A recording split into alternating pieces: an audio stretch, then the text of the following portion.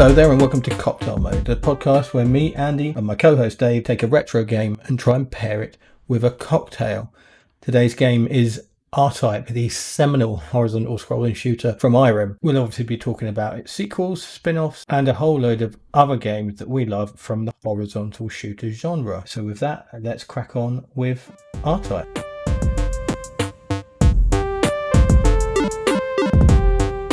Do you know what? I've already decided on their next game for the first time ever. Oh, okay. I'll save it for later. It just came to me that I really wanted to do this game. Okay, fair enough. Keep your little secret then. Oh, I don't care. Till later, when we're finished talking about R-Type, which is a game you've chosen, and so you're going to like it this week. Of course I like it. It's one of the best fucking games ever made. And it genuinely is still one of the best games ever made. It genuinely is. Yeah. It's just a really evocative game, isn't it? It really did. There's a certain time and place in it, and on top of all that nostalgia side of it, it's fucking brilliant.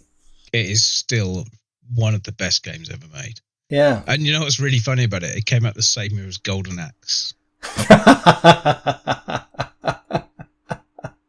Which is bizarre, thinking about how old that looks. I mean, R-Type looks old because it is old. It doesn't look 87 old, does it? No, it definitely does not. At the time versions, the PC Engine and the Amiga were the best versions, and the Amiga version doesn't come close to the arcade version. That's a lie. It does come close to the arcade version, but it's not. Only in look. It's not as good. You can tell the difference. Yeah. I watched a video that was every version. Yeah. So it skips through them and it shows you like the sort of graphics and everything of each one. I think I watched the same video. We should find out who that was and credit them. It's Retro Sutra. Yes. Thank you, sir or madam. That was a very helpful video to watch. I remember having the Amstrad version and really enjoying it. And looking back at it now, it's awful. It's just not very nice at all. Not even as good as the Spectrum version, even though it's very close. No, exactly. But I remember loving it. I remember really, really enjoying it. Well, I think that's the thing, isn't there? There's a philosopher who said something about comparison is hell. You could be completely loving something and thinking it's brilliant, like me and Sensible Soccer on the SNES. I love Sensible Soccer on the SNES until I saw it on something else. But up until that point, I thought it was a brilliant game. Did you see right at the end of it, there's an Amstrad version that was made in 2012? No. I think it's the second to last video on there. Somebody remade it in 2012. Oh, yeah. It looks incredible. R-Type Reloaded. I've listened to a fair few things about things like this where people are using old hardware to make new games. And the stuff they're doing is incredible. Did you have a look on that video at the Game Boy versions? I did, yeah. I've got no issue with Game Boy versions of like 80s arcade games because kind of contemporary to it. It's when you try and put things like Tony Hawk's on there. It's not going to work. Why bother? Well, not necessarily why bother, but, don't try to make Street Fighter 2 on the Game Boy. No, yeah, make absolutely. Something like Street Fighter 2. Yeah, well, I think, as we said on the Tony Hawk's episode, there's one of the Tony Hawk's games, they've turned it into an isometric game. So rather than try and recreate the same experience, they've gone their own way and made a much better game for it. And that's what you want, isn't it? Exactly. And that's what some of the old arcade conversions used to be like. Like, we know we can't do this, but we've got this idea. We can do something similar while working within the constraints of the hardware. One of the things I loved about R-Type and all its versions is it's always the same game. The level design, the enemy layouts, the order, everything happens is exactly the same on every version of R-Type. Yeah. You wouldn't get that in any other game. No. They'd make a change here and there. They'd do something with it.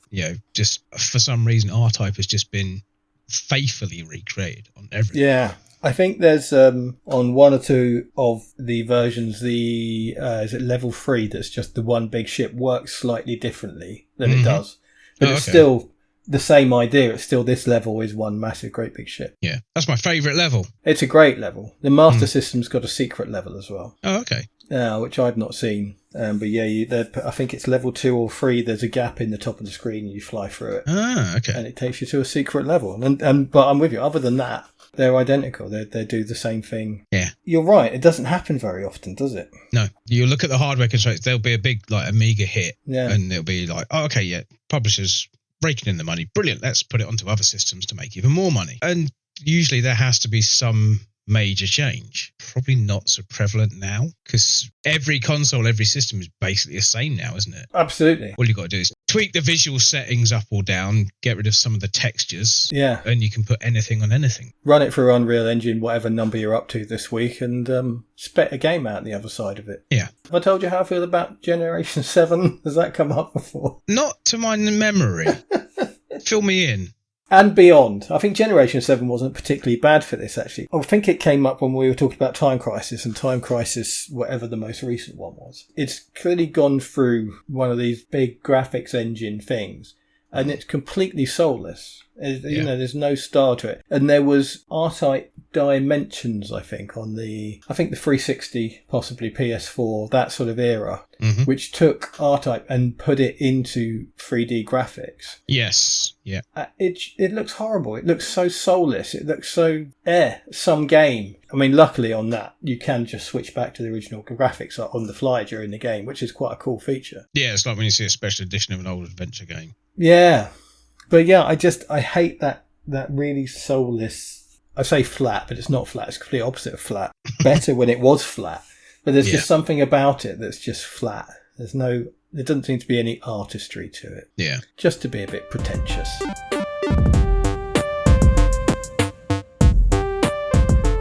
I've got loads of versions of R-Type. I was going to ask you, how many versions of R-Type have you got? I've got R-Type DX, which is the Game Boy Color, which is the Game Boy version I own, is really good. If you've seen the Game Boy version, it's a bit like a coloured version of that, but it runs faster, which makes all the difference. Yeah. Because the Game Boy version was slow. That's a compilation of the first two, isn't it? Yes. Yeah. Or is that R-Types?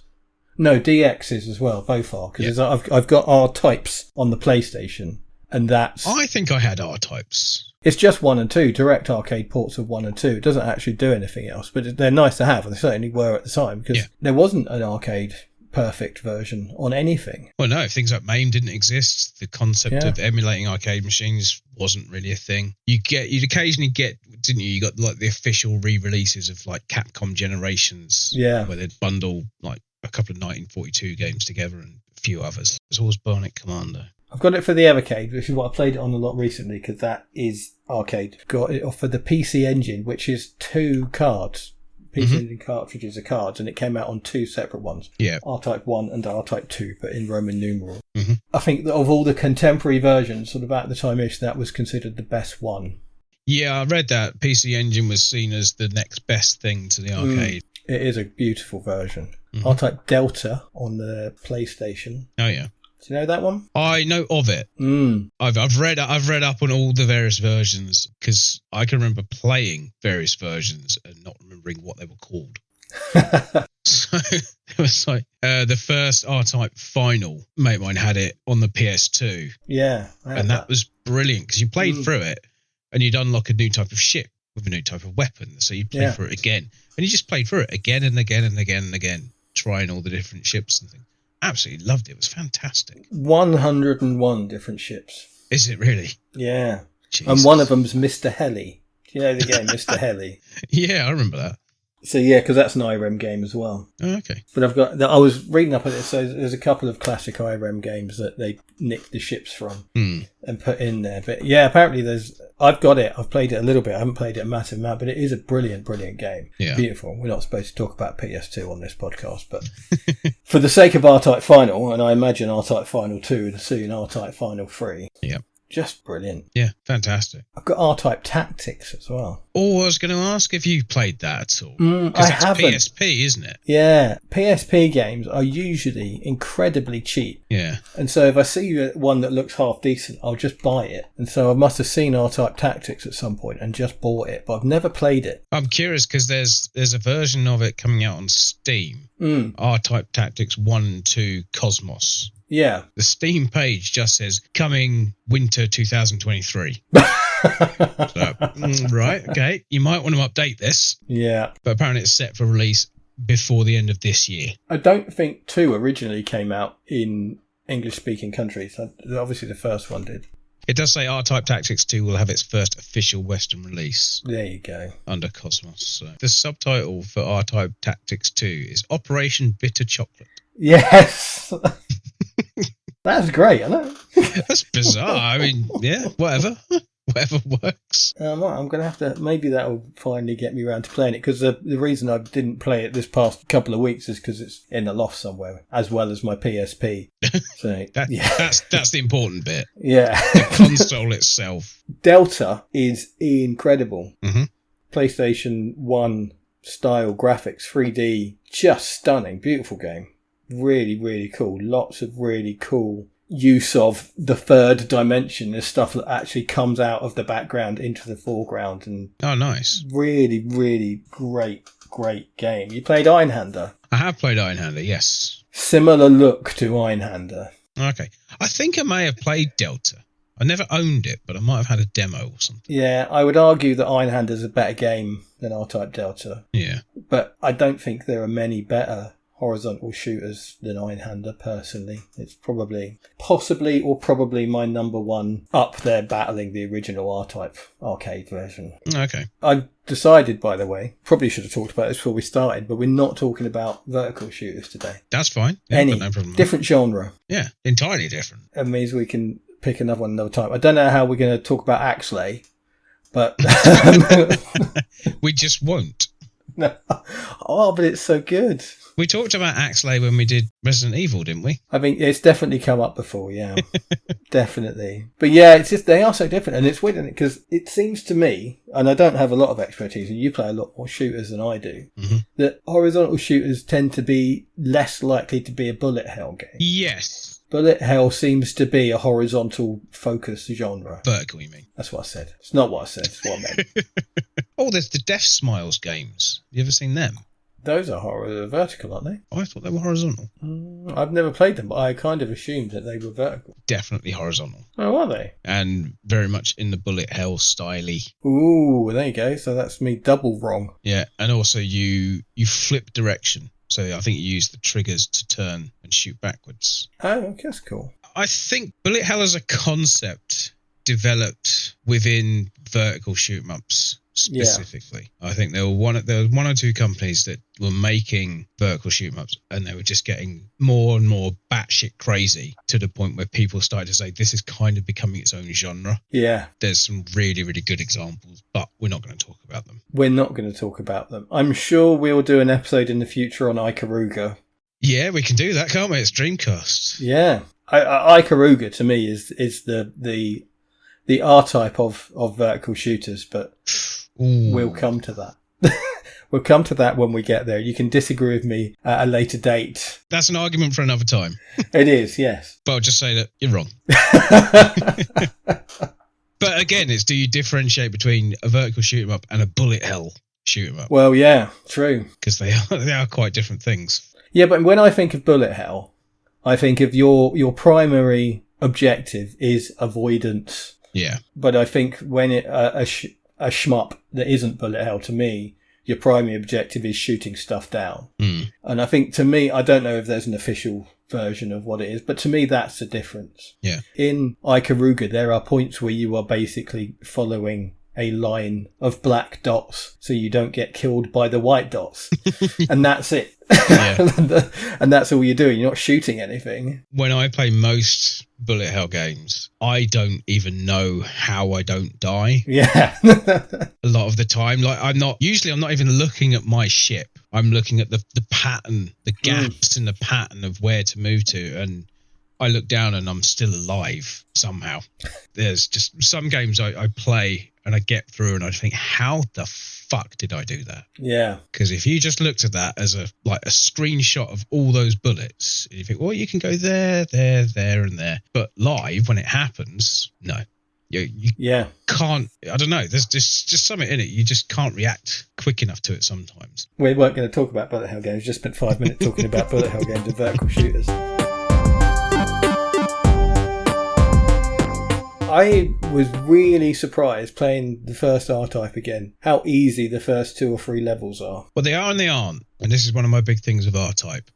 R-Type is the same. Every time you play it, the enemies will come from the same place, shoot at the same point everything's always the same. You might change a few bits based on how quickly you can kill something, but ostensibly it's always the same. For some reason, I always get killed by the same like one or two enemies. I get drawn into going into a space to kill something, and something comes off the screen from the left, and you think, "Oh, twat, not again." Every time. But the games, I mean, R-Type in general, the games are fairly simple, fairly straightforward, as long as you don't die and reset to your basic power. Yeah, that's the big thing. The big thing for R-Type, more than a lot of other shooters, if you lose all your power-ups, you are fucked. Yeah. A lot of the time. And even if you don't use them, sometimes if you pick up the wrong power-up. Oh, definitely.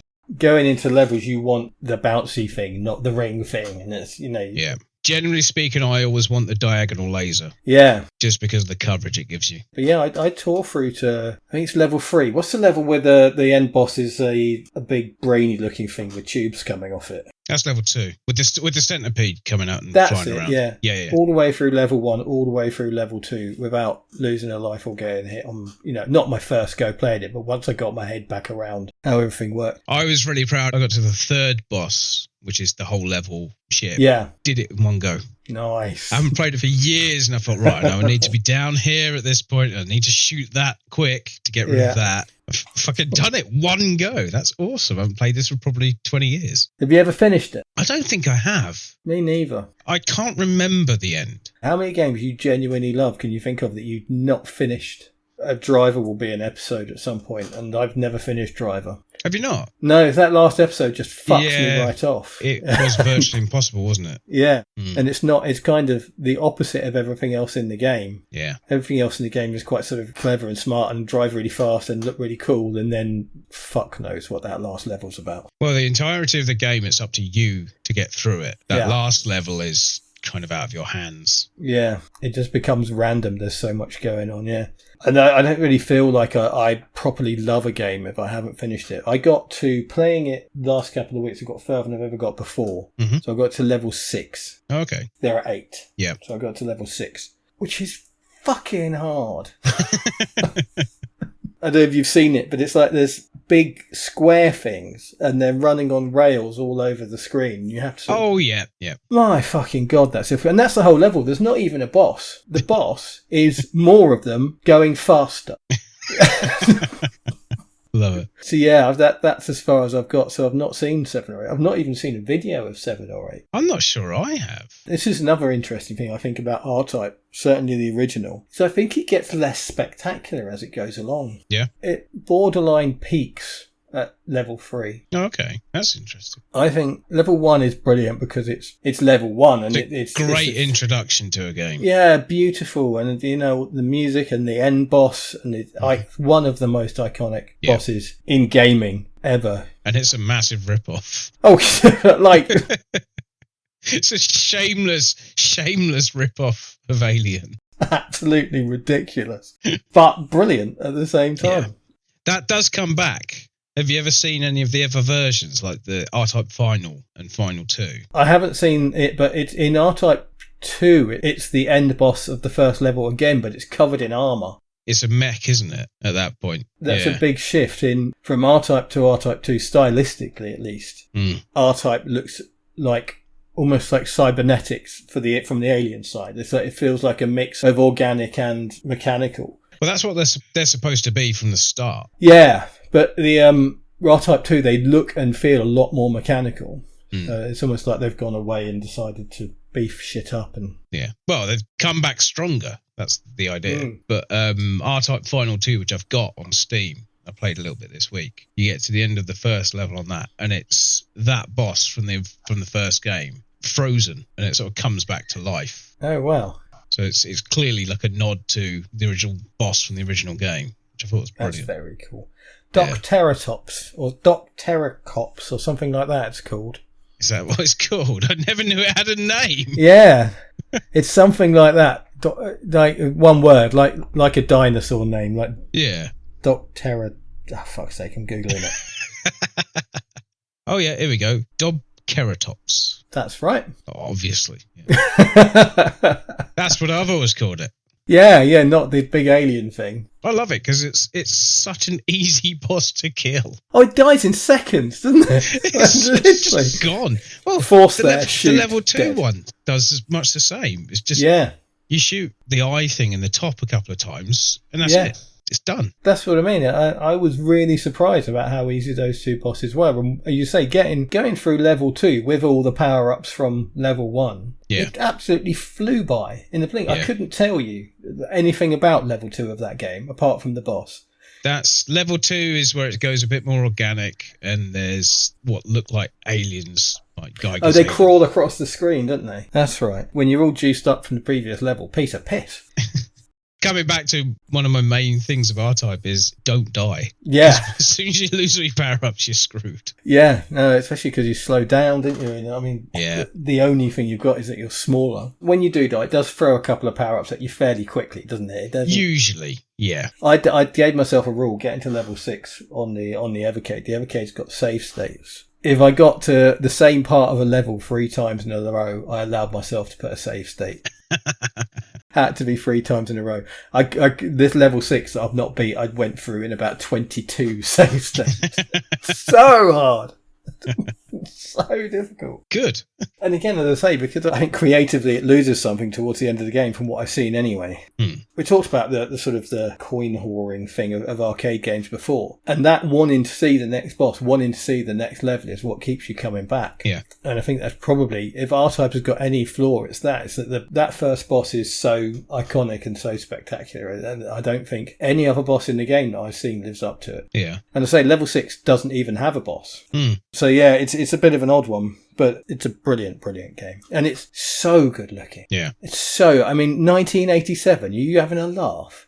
Mm-hmm. I know. Oh, it's just beautiful. The animation, everything. The animation on the force and the bit, whereas they're rotating. Yeah. Very simple, but very effective. I always used to call the little sort of top and bottom things that you get Maltesers.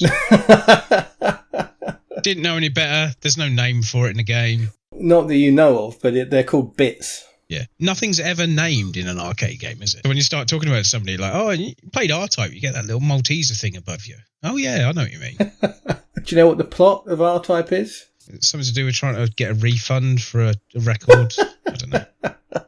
Is it a border dispute about hedges? Driveway access. Yeah, that's it. Right of way. Public right of way on someone's land. People using power tools after 6 p.m. Yeah.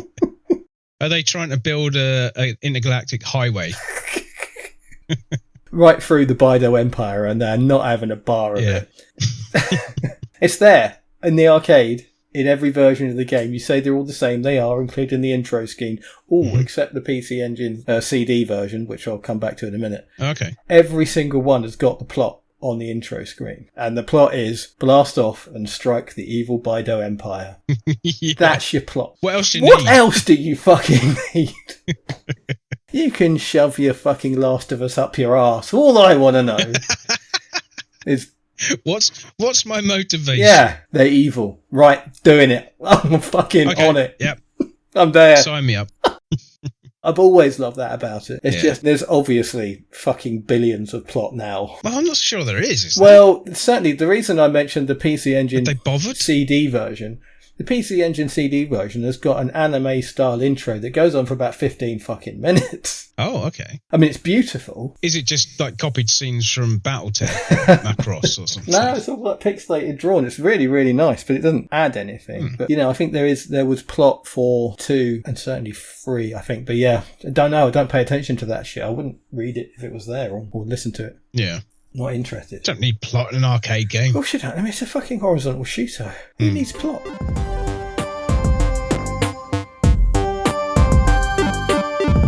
What versions have you played?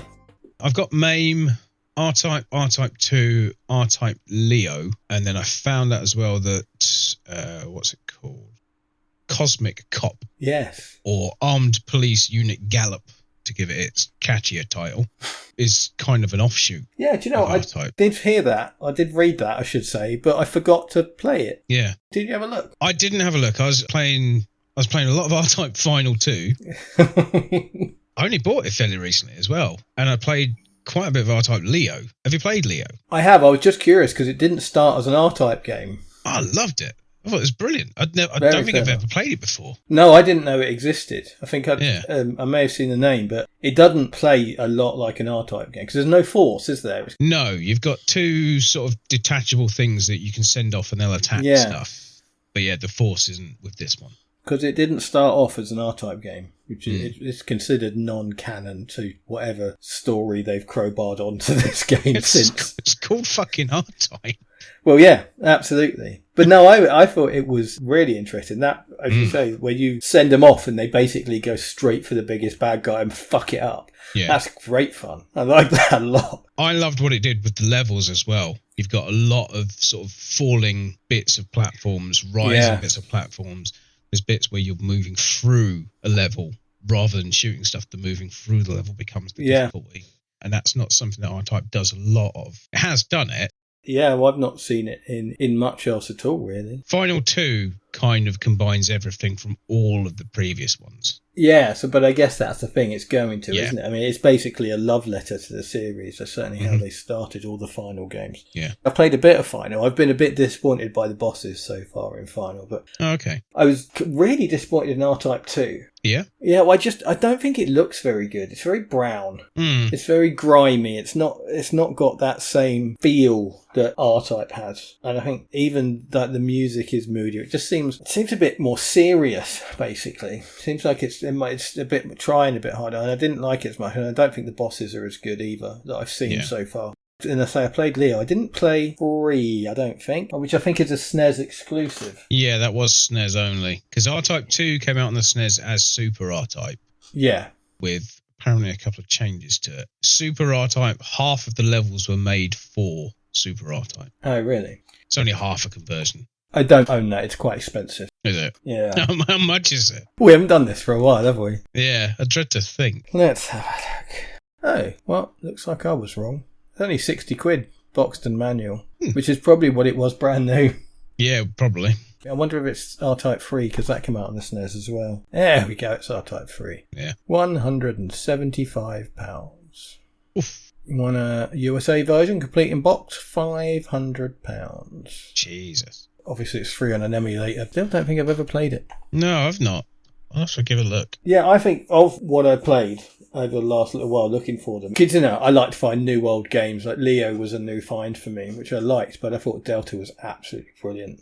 Absolutely loved it. Really, really, really great looking, great style, great music, does new things. And I think by being that generational step forward, you don't compare it to the original so much. Yeah. You see it as more of its own thing, don't you? Yeah, absolutely. Again, compared to these new 3D versions for the 360 and that, it's got personality, it's got style, it's got a vibe about it. And it's really nice to go back and play them. But yeah, as I say, because the first one is available on absolutely fucking everything. Yeah. I mean everything, right? Every system that existed at the time when it came out had a version. Ooh, is there an R-Type on the Dreamcast? There's R-Type on the PS1, there's R-Type on the PS2, there's R-Type on the 360 PS3 games, and on PC. I think almost everything is covered except the Dreamcast. I say there's Tactics is on the PSP. There might not be a PlayStation Vita. There is a Vita. Is there? R-Type Delta is on Vita. Oh, really? Yeah, there was never a Dreamcast version. So there you go. Poor old Dreamcast. I bet it never came out on the Zeebo either. But yeah, you think Game Boy, Game Boy Color, Game Boy Advance, this one. It's just everything except the Dreamcast. Imagine how beautiful that would have been. Yeah, that would have been good. Man. Are there any horizontal shooters on Dreamcast? I knew you were going to ask that. As soon as I started thinking about it, I thought, there's a game called Bordered Down, which is horizontal. Yeah. There's a game on the Dreamcast called Cyvaria. Oh, That's brilliant. That's really good. There's a game called Dux, D-U-X. It's a horizontal shooter. So yeah, not many then. No, well, I mean, that kind of game, the horizontal or the vertical, basically the two-dimensional shooter went massively out of fashion, didn't it? As soon as we got into the 3D age, yes. So everything has to be three-dimensional. Okay, let's take this old game that used to be in 2D, make it three-dimensional. Yeah. It has to be 3D. Everything's got to be 3D from now on. I mean, they were still there. They were still being made. Well, the Saturn was famous for them, wasn't it? Well, yeah, because it did it well. Yeah. That's the thing. Sega very specifically dialed in on the Saturn was supposed to be a 2D console. Yeah. And then 3D was beginning to really take off. I think it was pushed by the graphics cards that the PC was starting to come out with at the time. Sort of pushed it in that direction. Unlike Sega to make a shitty business decision, isn't it? Yeah. Thing is, if they had ignored it and just stayed 2D, think of the games that would have come out of it. Yeah. Because you basically would have had two consoles. You'd have had the PlayStation for 3D stuff and the Saturn for the amazing 2D stuff. Yeah. And you probably would have ended up at some point branching off into like basically two separate markets. Yeah. I don't think it would work. It wouldn't work. No. It's a lovely. I love the idea. It would be great, wouldn't it? Yeah. No, it would be great. But unfortunately, the money goes to the new shiny thing, doesn't it? Yeah, every time. I've already mentioned Einhander, which I think is the greatest horizontal shooter. What's Einhander on? It's a PlayStation exclusive. I think I've got it and never played it. It's fabulous. R-Type Delta does look very similar, but R-Type Delta came out like a year and a bit afterwards. But yeah, that's one weapon, but you change position of it, so it works differently above your ship than it does below it, and you can pick up stuff. There's a grabby hand thing. Oh, yeah. That you use to, when you kill an enemy, their weapon falls across the screen, so you can grab that and use it. But it's really sort of the tone and the feel of it that sets it apart, I think. And the bosses are always multi-part, so you can sort of destroy part of them and you have to go after another part, but it's not set in stone what order you go after it in it. Audio design is incredible. Okay. Just a really sort of top-tier game. Really great. I've got two that aren't as good as R-Type, but are very close on a personal level. The first one is an arcade/Mega Drive game called Hellfire. Don't know that one. Very, very good. I'd recommend checking it out. Basically, you don't add anything to your ship, as far as I remember. I think you might power up, but you've got various fire methods, so you cycle through them. Oh, okay. So you've got a forward, it's a horizontal scroller. You've got a forward fire, a 4 diagonal thing that comes out, an up and down, and a backwards. Oh, cool. So you switch through your modes depending on where you are and where things you've got to kill. That's a bit fantastic. Like yeah, very, very, very good.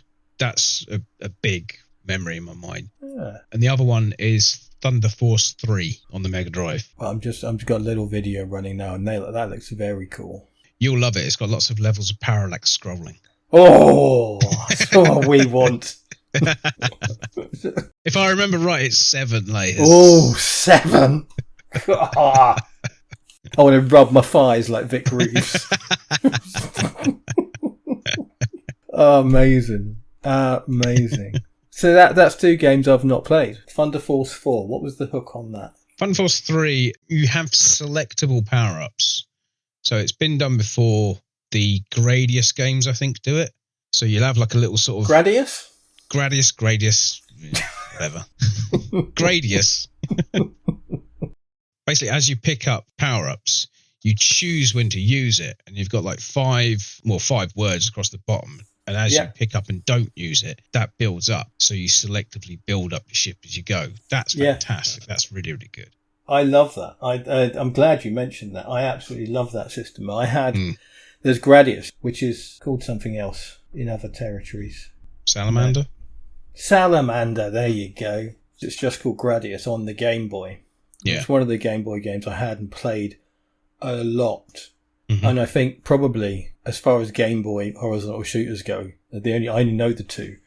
And I think Gradius played better than R-Type. Yeah. I was getting confused about the name of it. And you're right, it is called Salamander, but the game on the Game Boy isn't called Gradius, it's called Nemesis.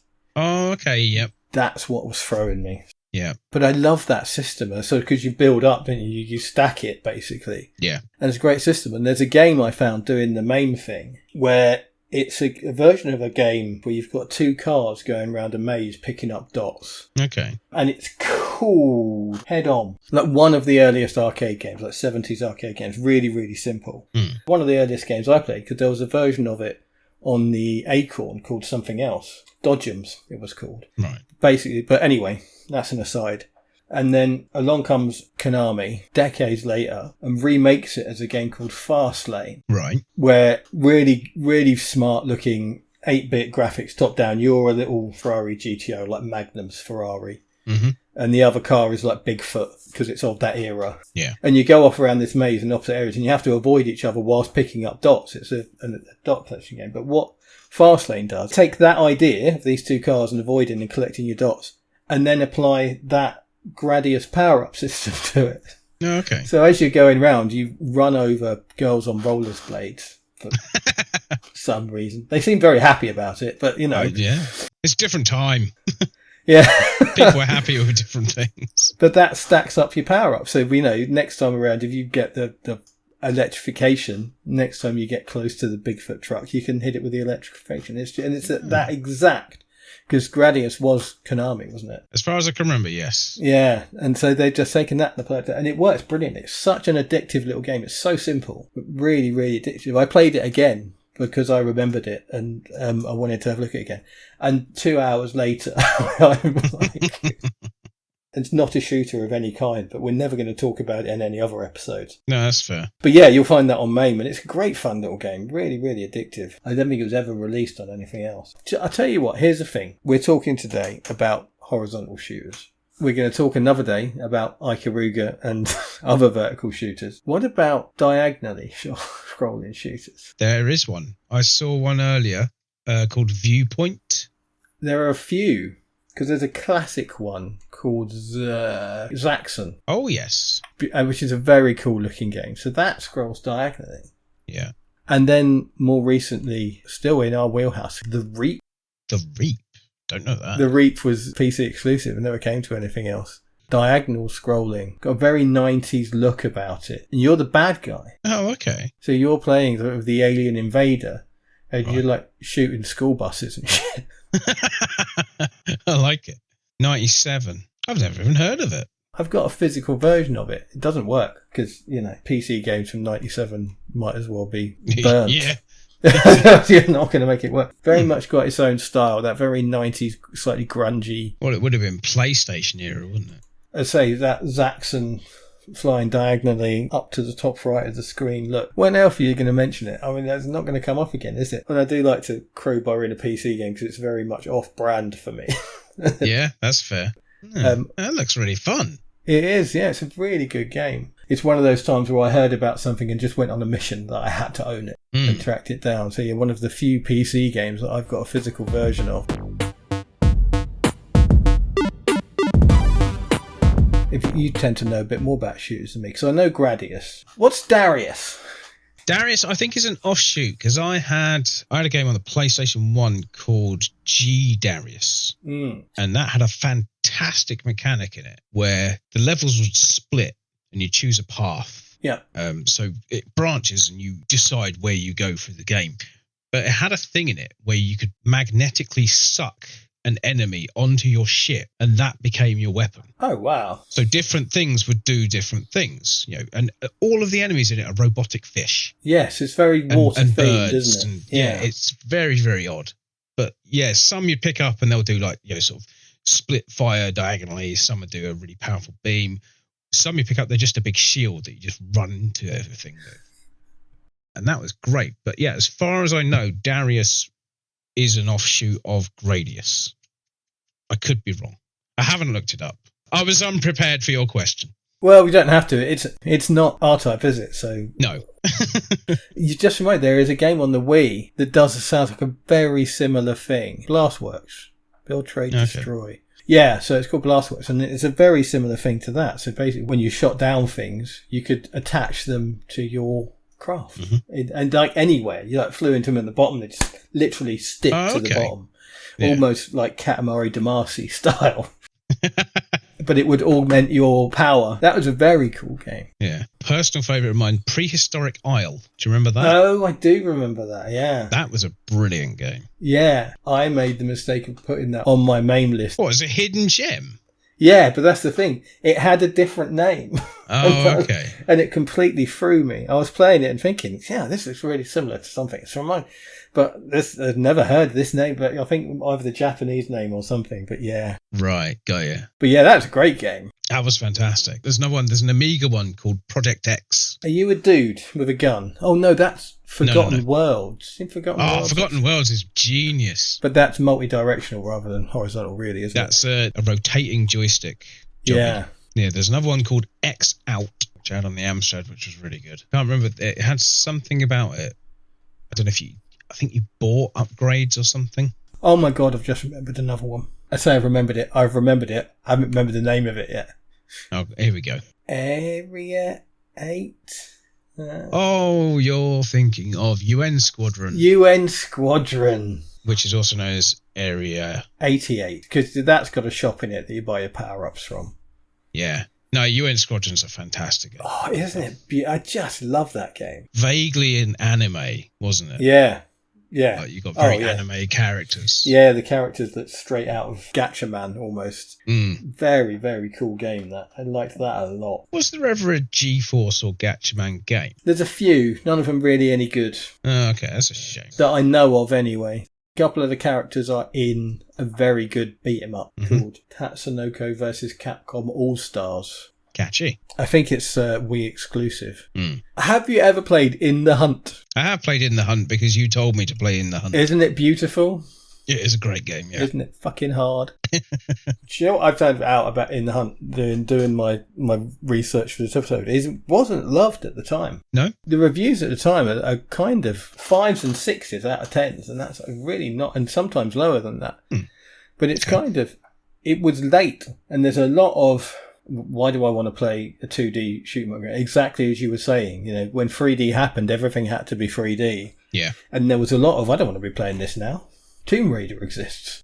I think looking at it, In the Hunt looks like an early version of Metal Slug. Yeah, it's got a Metal Slug vibe about it. The animation looks very similar, doesn't it? But it's like 3 years before it. Yeah, but the same people, not exactly the same people, but some of the team that made In the Hunt went over and made Metal Slug, so they do look very similar. Yeah. But yeah, In the Hunt, for any listener that played it, is a submarine-based horizontal shooter. And it's beautiful. It looks so good, and it's got really nice mechanics where you can hit the surface and shoot helicopters that are above you and drop depth charge. Just great. Okay. And you can get it on the Irem collection on the Evercade, if you have an Evercade. That's a nice little collection. It's got the original R-Type and that on it. Other horizontal shooters that I picked up when I played through MAME looking for the hidden gems. There's the whole Cotton series, which is huge in Japan. Oh, yeah. And they're gorgeous games. I've never really played them much, but they're really great looking.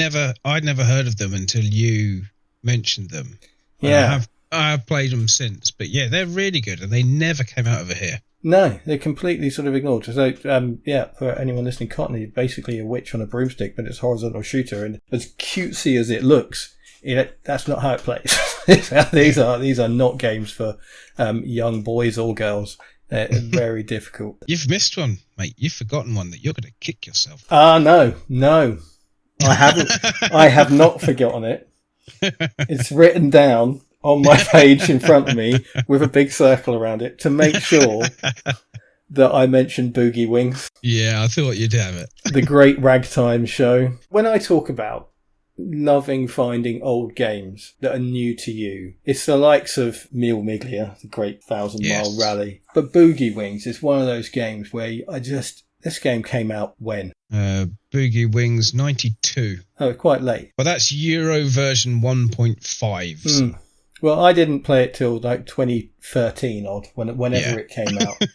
And it's one of those games where how have I never played this game? How did I not know this existed? It's a masterpiece of the weirdest shit you've ever seen in a side-scrolling shooter. So to describe Boogie Wings, you start off flying like a biplane, a little red biplane, and shooting stuff down as you do, left to right.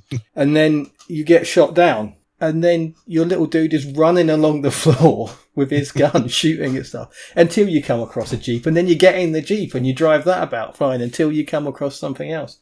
And you can ride a fucking ostrich at one point. You did forget to mention that the biplane has a grappling hook on it. Oh, yes, which is a major mechanic. Excellent mechanic, that is. Oh, It's just, if I did nothing else during this entire podcast and get one other person to play Boogie Wings, I don't care. It's just a brilliant, brilliant game. Just one of my favourite games ever. Yeah. When something makes you as happy as Boogie Wings made me the first time I played it. And I said before, but there's not a lot of games that I love that I've not finished. I've not finished Boogie Wings. I've barely touched it. You know, it's not. Yeah. It's a 1992 side-scrolling game. It's fucking hard. It's by Data East, by the way. Which is, when it comes to games, they must have a really good strike rate of great games for everything they make. Anyway, Boogie Wings, otherwise known as the Great Ragtime Show, fucking brilliant. Go and play it. I want to play it now, having mentioned it. Yeah, I've just found another Irem game, horizontal shoot 'em up called Dragon Breed. Remember that? Oh, do you know what? That's one of those games that I remember seeing screenshots of in magazines and thinking it looked great, and then seeing the Spectrum version and going, oh, maybe not. I played an amount of that because I think one of the Bedford arcades had it, because I've played that exclusively in arcades. Because that was, you controlled the head, but the tail followed you around, didn't it? You're a guy sitting on the dragon. Right. It's very much like a Chinese dragon, where it's a long, thin, sort of snaky type body. Yeah. But you can wrap the dragon around your guy to not take any hits. And there are platforms that you can get off and run around a little bit, I think, as well. That's cool. Right. But that's a great game. That's really good. Obviously, on the Spectrum, until the arcade conversions started happening, I don't think it was really a genre that existed on 8-bit computers. Well, I'm not so sure, because you say that. Do you remember the little desktop home video game things you used to get? You couldn't change them. They were a fixed one game. And I had one called Scramble, which was a horizontal one. I've got that on the Commodore 64. Yeah, you had about 5 or 6 sort of heights that you go up and down between, and various forms of shooting across or shooting down. And that was brilliant. So the concept was definitely... I mean, there's a very, very old one called Defender. Oh, I love that game. Which is left to right. Certainly the concept was around very early. Isn't Defender, can't you turn round? Yeah, you can go left and right. Yeah, makes it a multi-directional shooter rather than a horizontal shooter. Yeah, but it's presented as a horizontal shooter. It's Eugene Jarvis, who we mentioned in the NBA Jam episode, made that. Yeah, I had a game on the Acorn that was a clone of it. Gauntlet, of all things. Gauntlet? Yeah, so for some reason... Clearly not the fantasy top-down thing. It predates that. All right. Yeah, so that was very much a Defender clone, even with the scanner, so you could see where things were. Okay. I love Defender. Early video games weren't that good, and I think Defender is one of the earliest ones that you can still play and enjoy. Yeah, I'm totally with you on that. There's a lot of classic games that are just dog shit. Are you going to mention Pac-Man? Got no dislike of Pac-Man. What are you on about? Nobody's ever heard my opinion of Pac-Man. Well, yeah, Defender plays brilliant. It's quick and, it got a really good vibe about it. The way the ship handles and moves around is very, very cool in Defender. And that clone on the Acorn Gauntlet had that about it. It captured that and was incredibly playable. Yeah. Arguably, to argue with myself, the fact that you can fly right to left and left to right, those are still horizontal directions, aren't they? That's still a horizontal shooter. Well done, mate. People won't appreciate how difficult it was for you to figure that out. And they even scrolled as well. It wasn't a static screen, was it? But no, brilliant game. And I mean, I don't know when the first horizontal shooter that came out of Japan was, but I think considering how old Defender is, I bet it's up there. I bet this is... Defender's like 1980. Yeah, I bet this is very similar. I would put a pin in that and happy to be argued against, but I reckon that is one of the earliest games that is still incredibly playable today. Space Invaders in 1978, probably about the only one I'd want to play. It's an interesting game because of what it is and what it represents. It's not a lot of fun to play. I mean, you can't argue with it. There was nothing before it. You cannot. No, you can't. But its importance is different to quality, isn't it? And as much as it's a good game and it's still playable, and some of the versions in recent-ish years are very good. I would rather play Pac-Man than Space Invaders. I'd rather play Defender than Space Invaders. I'd rather probably play Pong than Space Invaders. With a twisty analog pad. Yeah, it's a very important game. But there is a point, that's why we're having this conversation, where games become something you can go back and play and properly enjoy for a period of time. And I think Space Invaders is not on the right side of that line.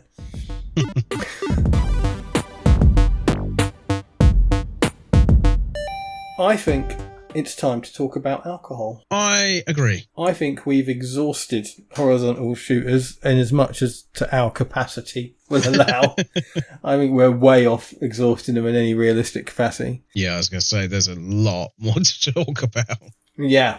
As is becoming tradition, I've got a choice of two for you. Okay. And they're both in reference to the single best thing in R-Type, which is the Force.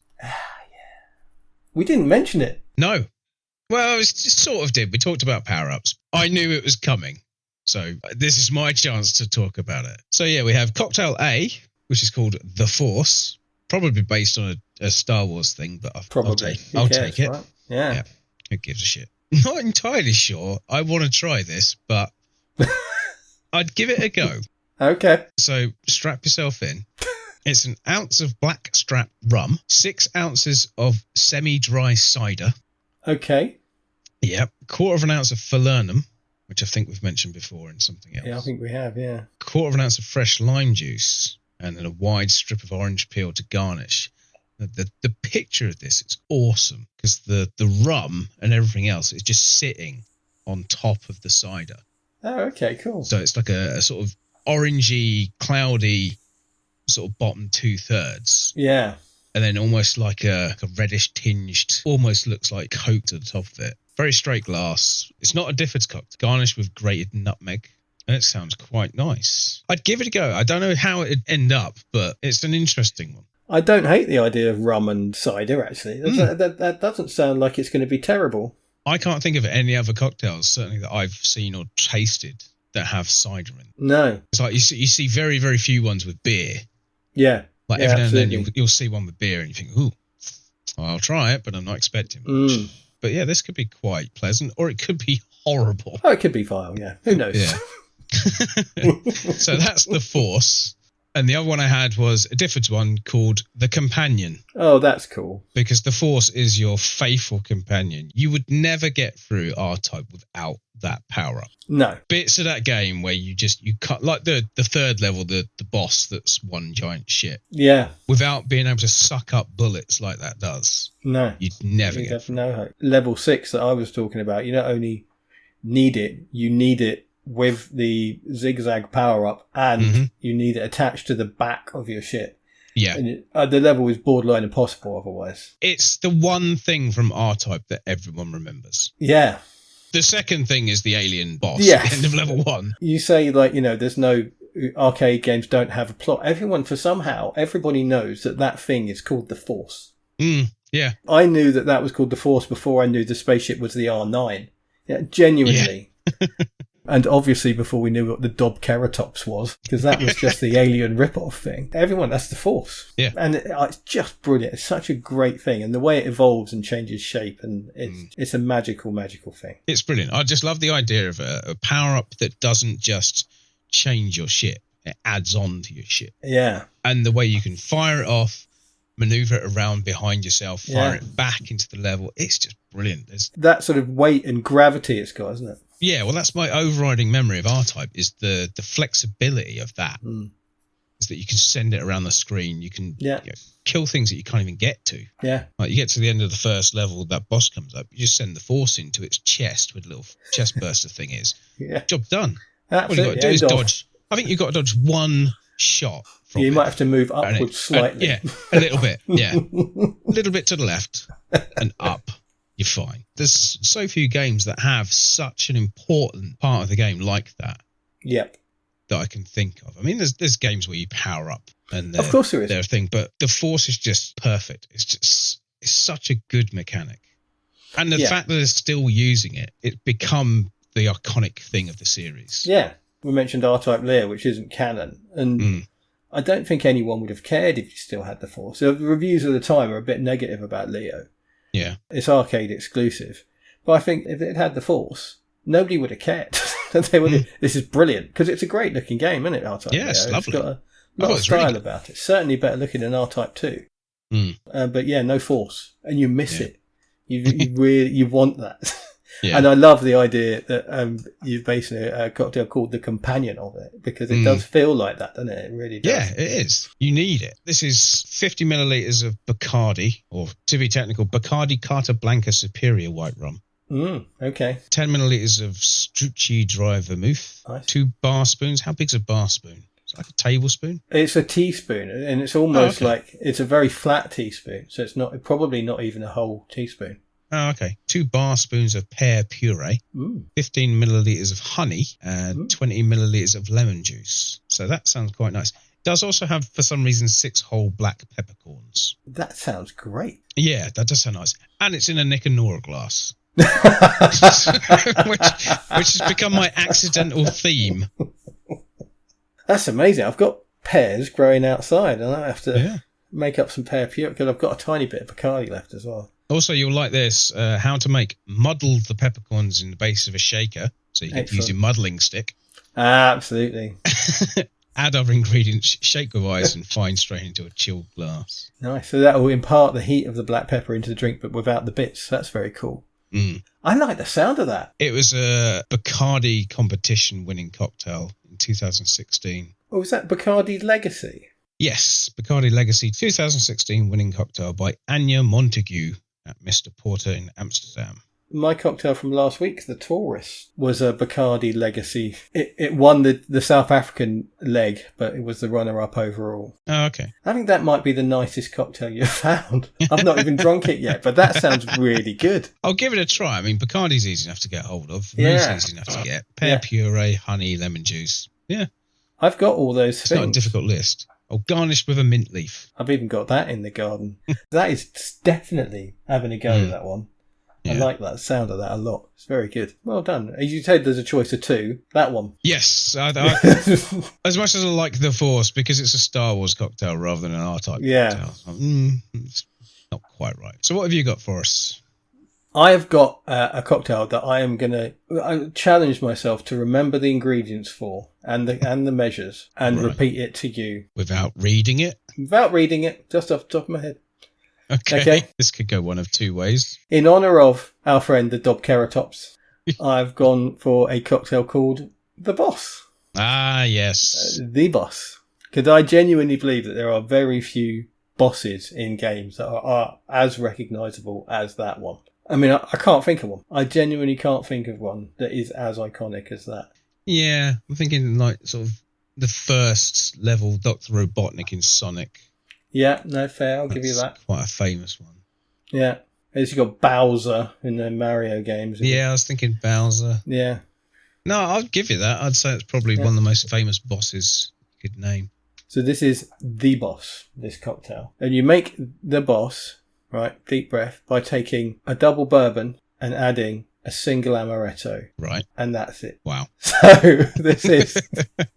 complex in its diversity of ingredients. But I like this as well because it is simple. And R-Type is simple. It's a horizontal shooter. They are by definition simple. So it's doing a little bit of the name pun thing, and it's doing a little bit of the slightly deeper thing where it's very classic. It's very simple. It's a riff on The Godfather. Billions and billions of versions of The Godfather drink, which came about after the film. This whole slew of cocktails, of which The Boss is one. But yeah, I mean, I made it with Jack Daniels and amaretto, and it was nice. It's a really nice cocktail, and I like a nice, easy to make cocktail because it's not mucking around. You just stir it over ice and then put it in a glass with ice, and it's really nice. And I mean, I can imagine, because you can always tell, because everyone knows if you've had a good bourbon and a Jack Daniels, you'll know what the differences are. The same with anything. If you've had Smirnoff, but you've also had a Grey Goose, you know what the difference is, that sharpness and that heat that you don't get.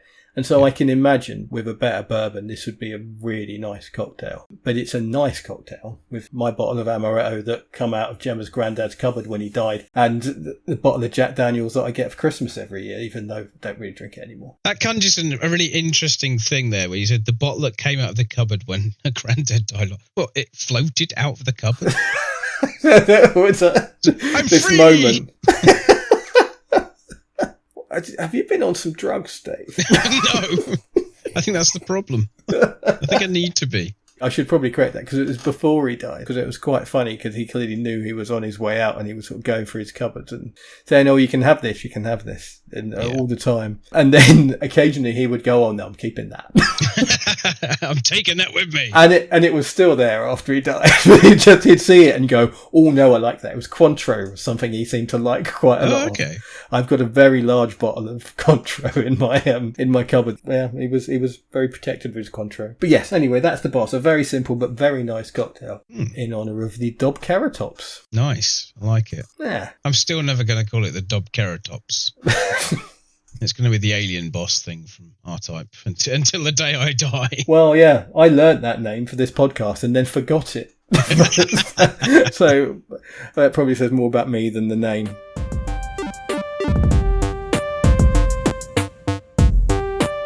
Next time, Dave.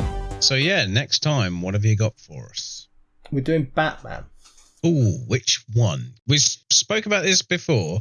Yeah. We were going to do all Batman games, weren't we? Yes. Is that still the plan? Yes. Ostensibly, Batman the movie. Right. 1989, multiple formats.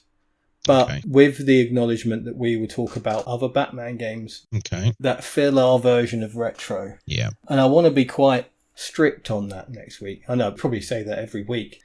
But there was a thing when Batman Arkham Asylum came out, which I will not deny is a very good game. It is a very good game. Arkham Asylum, Arkham City, both very good games.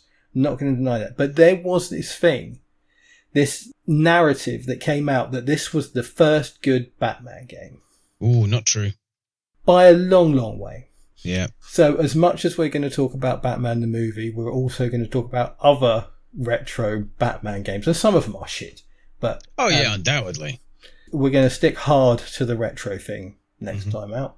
Okay. Because I want to put a flag in that Arkham was great, but it's not even the best Batman game, for fuck's sake, because some of these old ones are brilliant. The theme is Batman the movie, the game.